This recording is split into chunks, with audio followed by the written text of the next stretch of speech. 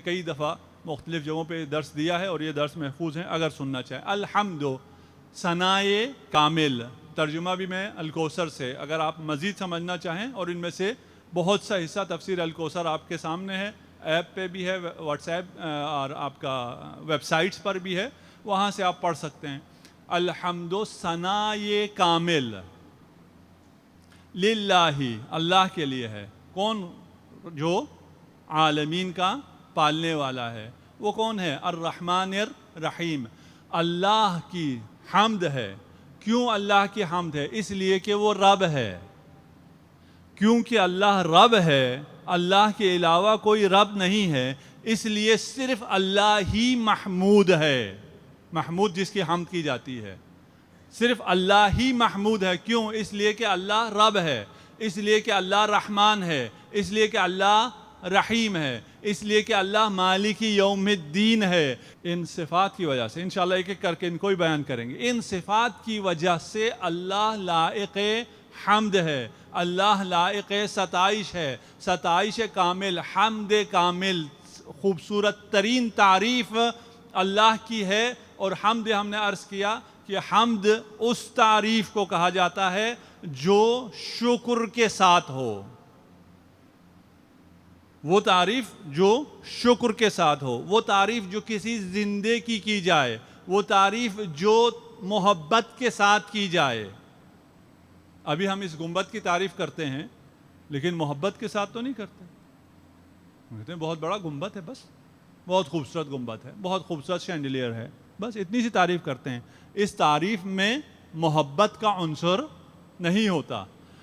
اللہ اپنا تعارف بسم اللہ الرحمن الرحیم میں کرانے کے بعد اب اپنا تعارف کا سلسلہ آگے بڑھا رہا ہے. الحمدللہ، اللہ ہی حامد محمود ہے، اللہ ہی کی حمد ہے. حمد کامل خدا کی ہے، وہ جو رب عالمین ہے، عالمین کا پالنہار ہے. اس دنیا میں، اس کائنات میں جتنے بھی عالم ہیں اور جو بھی غیر خدا ہے وہ علم ہے، اللہ کی نشانی ہے، اللہ تک پہنچاتا ہے. بس ہر غیر اللہ علم ہے، اور جو بھی غیر اللہ ہوگا وہ عالم ہوگا. اور عالم بھی عالمین ہیں، ایک عالم دو عالم نہیں ہیں، ہزاروں عالم ہیں.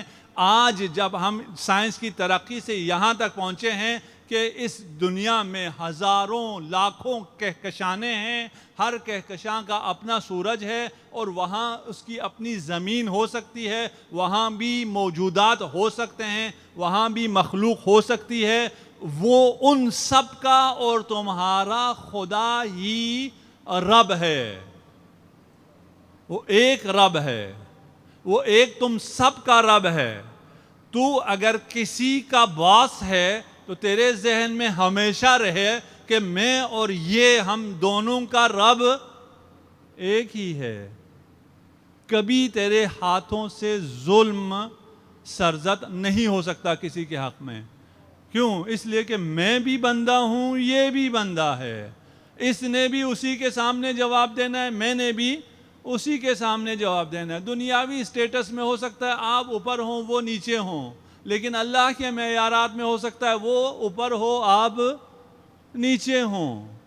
آپ کا کیا خیال ہے اگر ابو ذر ہمارے درمیان میں آئے تو اس کا اسٹیٹس کیا ہوگا؟ ہماری نگاہوں میں کیا ہوگا؟ ہمارے درمیان کتنے ابو ذر ہوں گے اپنے ہمارے حساب سے؟ وہ ابو ذر اور ہے، یہ ابو ذر اور ہے. لیکن ہم اس کے ساتھ کیا برتاؤ کریں گے؟ رسالت مآب خطبہ دے رہے ہیں، ایک غریب صحابی آتا ہے، اس اول صف میں آ کے ایک امیر صحابی کے ساتھ بیٹھا تو امیر نے اپنی چادر کو، اپنی عبا کو سمیٹ لیا. تھوڑی سی اسے کراہت ہوئی. رسالت مآب کے چہرے پہ غصے کے اثرات نمایاں ہوئے. جب رسالت مآب کو غصے میں دیکھا اس صحابی نے معذرت کی. یہ بھی کم تھے ایسے صحابی، اتنا سمجھنے والے بھی، کہ رسول کے چہرے پہ غضب ہے. اس نے کہا رسالت مآب میں معافی مانگتا ہوں، میں اپنی آدھی جائیداد اسے دینے کے لیے تیار ہوں اس غلطی پر. اس غریب صحابی نے کہا اس جائیداد کو اپنے پاس رکھ جس کی وجہ سے رسول خدا ناراحت ہوتا ہے.